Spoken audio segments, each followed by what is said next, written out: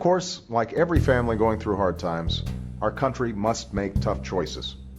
In order to pay for the things we need, we cannot waste money on the things we don't. My administration inherited a $1.3 trillion budget deficit, the largest in history.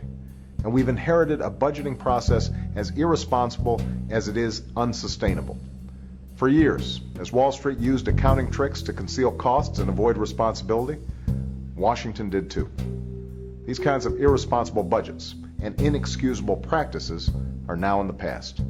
For the first time in many years, my administration has produced a budget that represents an honest reckoning of where we are and where we need to go. It's also a budget that begins to make the hard choices that we've avoided for far too long. A strategy that cuts where we must and invests where we need. That's why it includes $2 trillion in deficit reduction, while making historic investments in America's future. That's why it reduces discretionary spending for non-defense programs as a share of the economy by more than 10% over the next decade, to the lowest level since they began keeping these records nearly half a century ago. And that's why on Wednesday, I signed a presidential memorandum to end unnecessary no-bid contracts and dramatically reform the way contracts are awarded. Reforms that will save the American people up to $40 billion each year. Finally, because we cannot bring our deficit down or grow our economy without tackling the skyrocketing cost of healthcare, I held a healthcare summit on Thursday to begin the long overdue process of reform.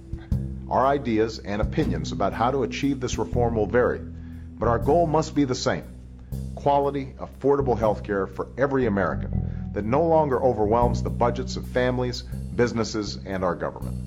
Yes, this is a moment of challenge for our country.